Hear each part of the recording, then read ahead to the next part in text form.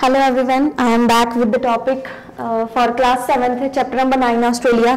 We were discussing about the physical and political division of Australia. Now I am giving description on the Tasmania desert.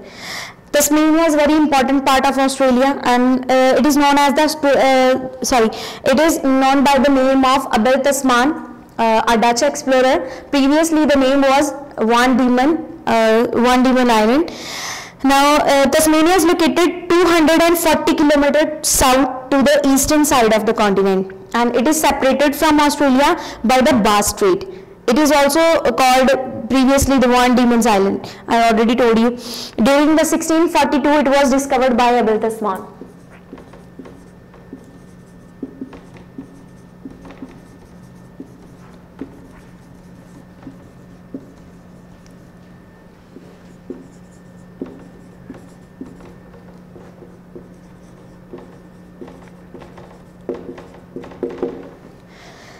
Now, the land in Tasmania is very rugged and it experiences a temperate climate. The vegetation varies from heavily grazed grasslands of dry midland to the tall evergreen eucalyptus trees are found here, alpine trees, cool temperature rainforest and moorlands. Moorlands are the grazing lands. Now the animals found here are Tasmanian devil, which is very important here. Tasmanian devils, it is a very unique species which is only found in Tasmanian desert in Australia. About 12 species of birds, 11 species of frog and the European red fox. The Tasmanian devil is a carnivorous marsupial found exclusively in Tasmania only. It has black fur with white patches. They have given one picture over here in this page, you can see. Now the climate part, if we will talk about the climate of Australia, it is affected by the 4 climatic zones: the tropical monsoon, desert, Mediterranean and the temperate. So one by one they are discussing here about those, the factors which are affecting climate. The first one, location.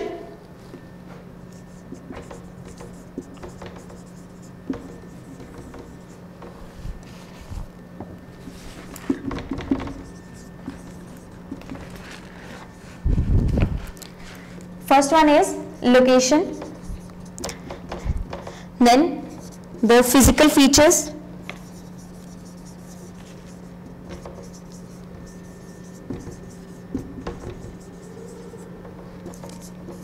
surrounded by water,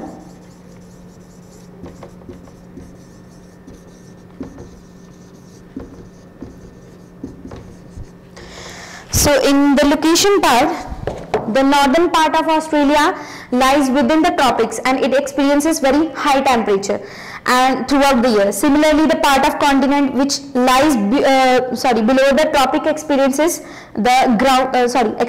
ground frost in the winter season. Then the trade winds and westerly winds which are responsible for the heavy rainfall in eastern coast area.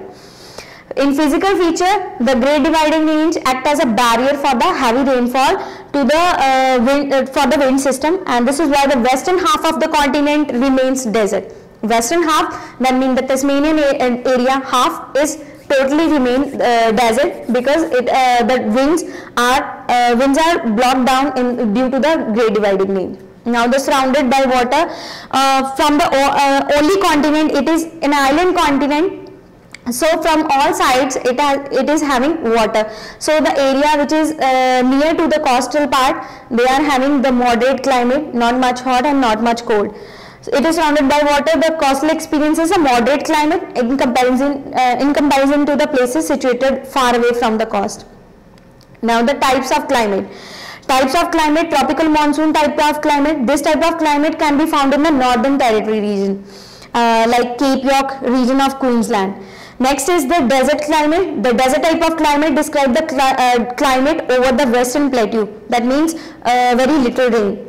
The region which is having 3 deserts, namely Sandy Desert, in the northwest, Victorian Desert, that is in the north of the Great Australia Bight, and the Gibson Desert, that is in the center of Australia.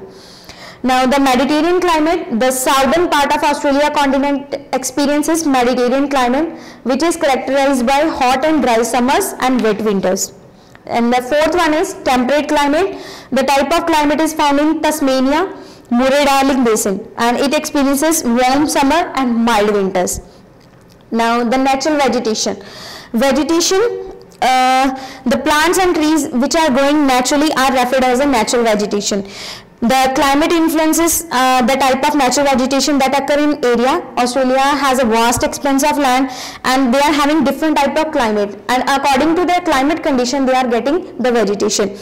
The areas which are desert, they are having thorny shrubs, bushes, grasses only, and the areas which are having heavy rainfall, they are having the vast forest. Now the first thing is Mediterranean vegetation. According to the climate condition, they are distributing the distributing the natural vegetation too. So first one is Mediterranean vegetation. In this, the type of bushes, shiny leaves, evergreen trees are found. They are having very deep roots. Next is the tropical desert vegetation. It is less than the 25 centimeter rainfall is recorded throughout the year. So that's why they are remain desert. Cactus tree, salt bush, hard thorny bushes, acacia, mulberry, all these are the plant species which we are getting in the tropical desert type. Next is the tropical monsoon vegetation. Due to the influence of monsoon rains, the vegetation is very good. So here is according to the temperature warm, wet summer and very dry and cold winter is there. So deciduous forests are found. Next is the temperate grassland. Temperate grasslands, they are also known as the downs of Australia. They are located in the Murray-Darling Basin, that is the interior part, and due to the rain shadow effect, it is having very less vegetation. Only grasslands are existed. Next is the tropical grasslands. Grasslands which are found in the interior part. Rainfall occurs only during the summer season. So these are the areas which are known as the outback area. They are remote places from the town area. Next is the temperate forest. Tasmania and the southeastern slopes of Great Dividing Range has moist temperate climate, and these regions are rainfall throughout the year. Next, natural resources. Natural resources include forest and grasslands, wildlife. In forest and grasslands, important trees they have discussed, like the species of national flower, that is a wattle. Australia's national flower is there, that is called as a wattle.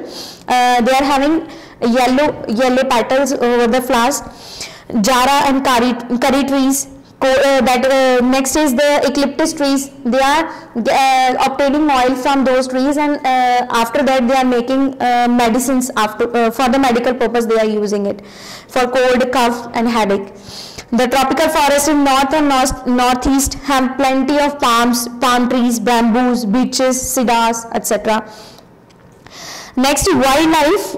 In wildlife, they are giving the name of those animal species which are very unique in nature, because they are only found in Australia, like platypus, echidna, kangaroo, koala, emus, kookaburra and lyrebirds. They were given some few pictures are also there here. And then in fishing part, Australia is the third largest in the world for the fishing zone. And in the mineral deposit, it is the world's largest refiner of bauxite, fourth largest producer of primary aluminium, largest producer of gem and industrial diamonds and lead zircon, fifth largest producer and largest exporter of black coal, second largest producer of zinc, third largest producer of gold, iron ore and manganese ore, fourth largest producer of nickel, fifth largest producer of copper and silver, and world's largest reserve of low cost uranium. So mineral deposit is very good here. You can see this description of mineral deposition from the book page number 144, and you have to note it down on your notebooks. It is very important information for you. Next is the sheep rearing in Australia. Sheep rearing is very common over here, and it is a major contribution for the Australian economy. Australia produces most wool in the world at a massive of 284,000 tons a year. And there are about 100 million sheep in Australia. Sheep rearing is a common occupation for the Australian people. Then Australia produces most of the high-grade wool used across the world, and the natural fiber is grown all over the world. For over 100 years, from the 1840s to the 1950s, the Australian economy was seen to be riding on the sheep's back. Sheep's back, that means the economy totally dependent on, or you can say 80 to 90% dependency on the sheep rearing. Sheep rearing established Australia as a thriving economy with a substantial workforce and service industries and a large port cities. Now the next thing is about the importance of why it is very common in Australia. The sheep rearing is why it is common in. Sheep rearing is a traditional source of livelihood for communities in Australia, and Australia is largest wool producing country in the world. It produces about 32% of world's wool. Production is partly because the climate and vegetation condition as well suited to the sheep. So this is the basic reason that climate is suitable for the sheep rearing. So Australian people are mostly indulged in this occupation for the sheep rearing. The dry climate of much of Australia is ideal for the wool production. The stations which are in which the sheep are reared, those stations are having particular persons for the or the laborer employed for the sheep wool. Those who are removing the skin of the sheep, they are known as the jackaroos.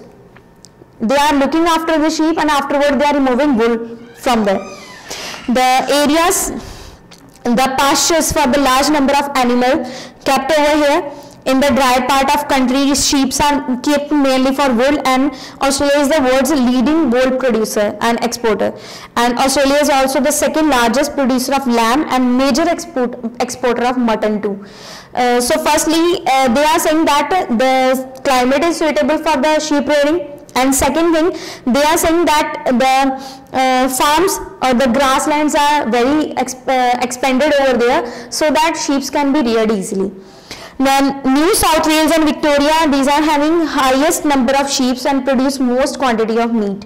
Then they are having advantages not only for the better natural condition, but also for the nearby markets in the large towns and cities such as Sydney and Melbourne, the important cities of Australia. In merino is the basic or the good quality of wool which we are getting from Australia. It is the best quality known wool, that is known as the merino, and it is kept buried in Australia for the whole increasing number of breeds such as Leicester, Lincoln, Romney Marsh. They are kept for meat with wool as a byproduct.